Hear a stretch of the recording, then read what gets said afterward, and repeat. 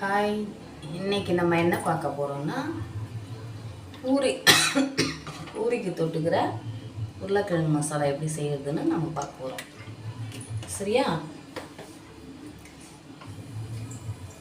எண்ணெய் போட்டேன்.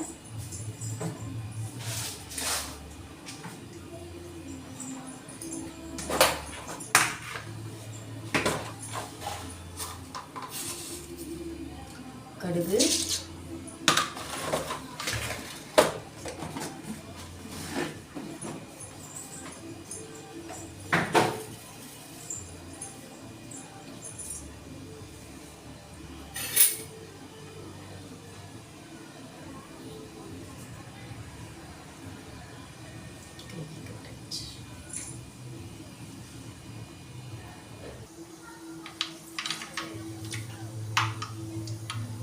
கடுகு போட்டேன். கடுகு வெடிச்சுருக்கு.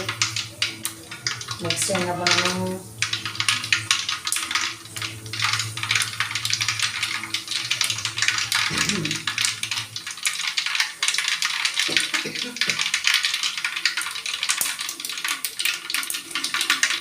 நெக்ஸ்ட் என்ன பண்ணலான்னா கட் பண்ணி வச்சிருந்தேன் வெங்காயம் நிறைய சேர்க்கணும். தக்காளி நிறைய சேர்க்கக்கூடாது. வெங்காயம் நிறைய சேர்த்துக்கிட்டு நல்லா நீட்டாக நைஸ் கட்டிங் பண்ணணும். ஓவரால் நைஸாகவும் இருக்கக்கூடாது. என்ன பண்ணணும்? நல்லா வதக்கி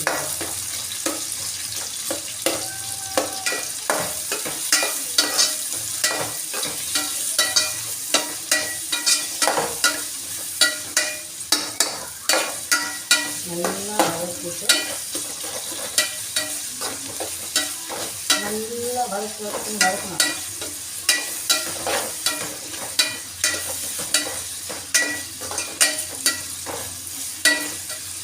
கிளாரிட்டி இல்லை அப்படிங்க.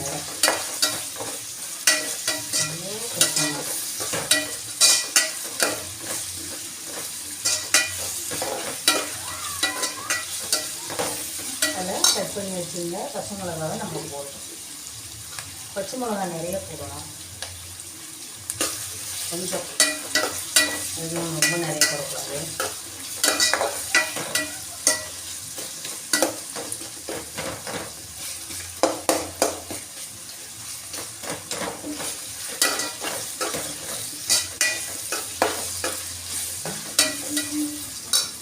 கொஞ்சம் மஞ்சள் பொடி போட்டுக்கலாம்.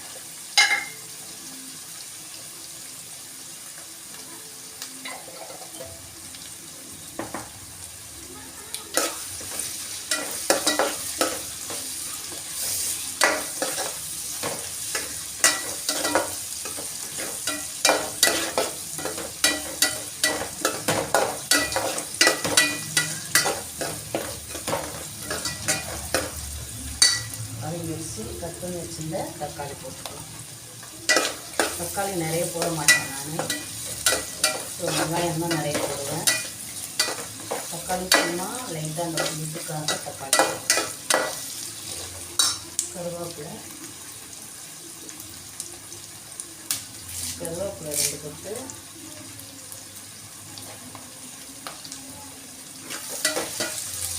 இன்னைக்கு ஏன் ஃபேஸை காட்டி வீடியோ போடலன்னா ரொம்ப டயர்டாக இருக்குண்ணா.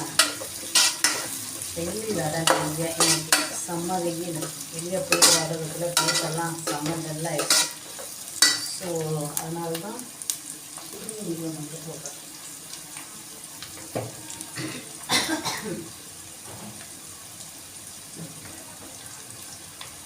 அதில் நம்ம கொஞ்சம் உப்பு போட்டுக்கிறோம். லைட்டாக தேவையான உப்பு. அப்போ தான் அந்த வெங்காயம் தக்காளி நல்லா வேகும்.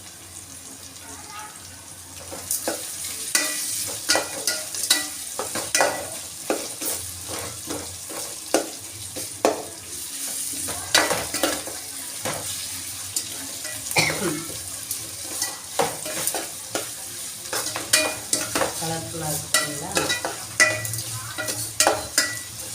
நம்ம மசாலா தோசைக்கு செய்வது வேறு, நார்மலாக பூரிக்கு செய்யறது வேறு. பூரி கொஞ்சம் லிக்விடாக இருந்தால் தான் அது சாப்பிட்றதுக்கு நல்லாயிருக்கும். நீங்கள் மசாலா தோசைக்கும் பூரிக்கும் ஒன்றா செஞ்சீங்கன்னா சாப்பிட முடியாது. மசாலா தோசைக்கு வந்து பூரிக்கு வந்து டைட்டாக இருக்கணும். அப்போ தான் இந்த தோசையில் வச்சு மடித்து சாப்பிடும்போது நல்லாயிருக்கும். பட் நம்ம பூரிக்குன்னு இருக்கும்போது கொஞ்சம் லிக்விடாக இருக்கணும். அதுக்கு நம்ம கொஞ்சம் பெருங்காயம்.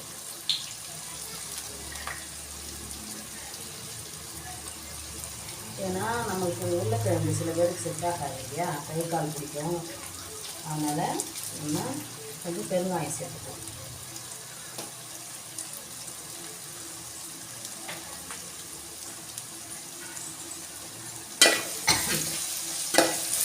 பெருங்காயம் சேர்த்தாச்சு.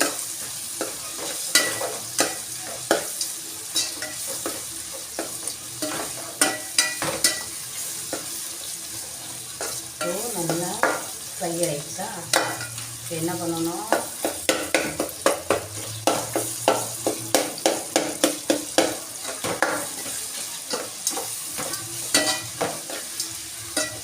நல்லா வதக்கணும். வதக்கிட்டு நம்ம ஆல்ரெடி வேக வச்சு எடுத்து வச்சுருந்த உருளைக்கிழங்க நம்ம நல்லா பிசைஞ்சு வச்சுருக்கோம்.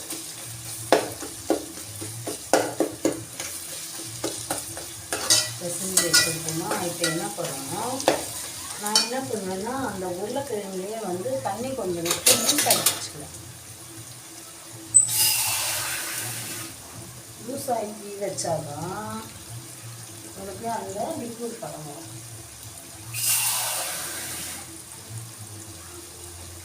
இப்போது தண்ணியை விட்டு நல்லா நம்ம லூஸ் ஆக்கி வச்சுக்கலாம்.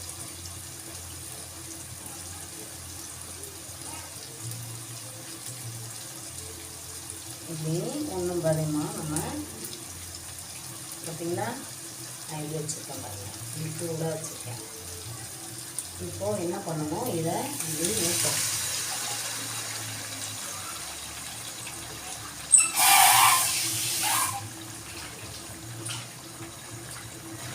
கொஞ்சம் தண்ணியும் சேர்க்கணும். தண்ணி சேர்த்துட்டு இப்படி நம்ம கிளறி விடணும். சரிங்களா, இந்த மாதிரி கிளறி விடணும்.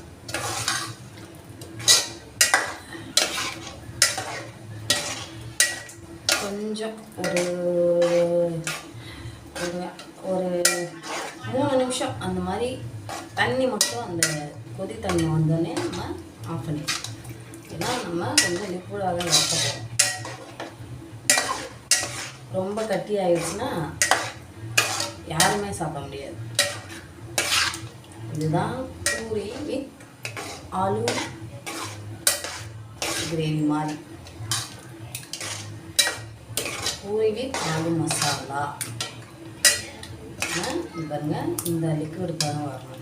இப்படி இருந்தால் தான் அந்த பூரிக்கு சாப்பிட்றதுக்கு வந்து டேஸ்டியாக இருக்கும். சில பேர் ரொம்ப அப்படியே ரொம்ப வதக்கின மாதிரி டைட்டாக செய்வாங்க. அந்த மாதிரிலாம் செஞ்சால் அது தோசையில் தான் வச்சு சாப்பிட முடியும். பூரியில் வச்சு சாப்பிட்டா அந்த அளவுக்கு டேஸ்ட் வராது. கொஞ்சம் கொதிச்சோடனே நம்ம இதை ஆஃப் பண்ணிடலாம்.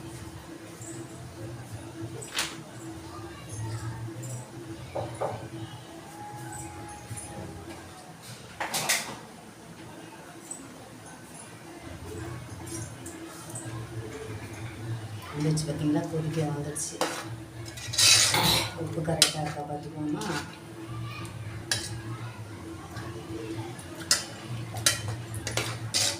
ஓகே,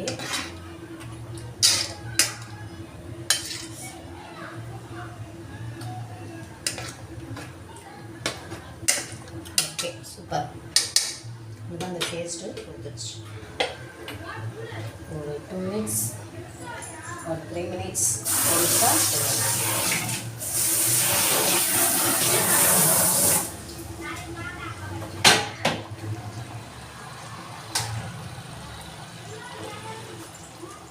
நல்லா சல்லன்னு கொதிக்கணும். நார்மல் குக்கிங் தான், பட் இதுவும் தெரியாமல் நம்ம குழந்தைங்க நிறைய பேர் இருக்காங்க. சரி, இதையாவது பார்த்து இதோட நம்மளை விட லெஜண்ட்ஸ்லாம் இருக்காங்க. பட் நம்மளுக்கு தெரிஞ்ச ஒரு ஹோம் குக்கிங் வந்து சும்மா லைவாக போட்டு விடுவோம். லைட்டாக ஒரு வீடியோ மாதிரி.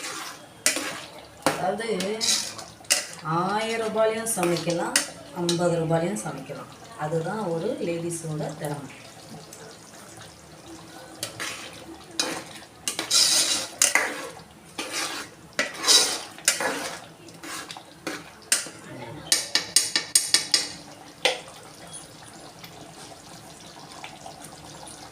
ஓகே, நல்லா கொதிச்சிருச்சு. போதும், இந்த ஒரு லிக்விட் வந்துச்சுன்னா ஓகே. ஓகேவா? பார்த்தீங்களா? இதுதான் பூரிக்கு நல்லா சாப்பிட. நம்ம எப்பயுமே திக்காக ட்ரையாக வந்து உருளைக்கிழங்கு மசாலா செய்யக்கூடாது. இந்த மாதிரி செஞ்சால் தான் பூரிக்கு நல்லாயிருக்கும் சாப்பிட. இல்லை,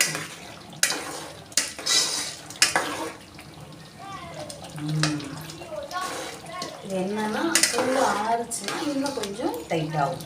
ஓகே, போதும். நம்ம இதை ஆஃப் பண்ணிக்கலாம்.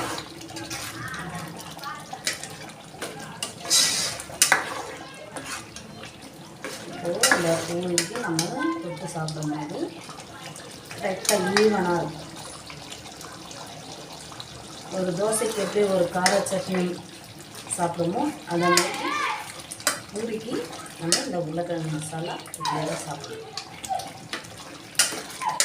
Okay friends, thank you for watching. Bye.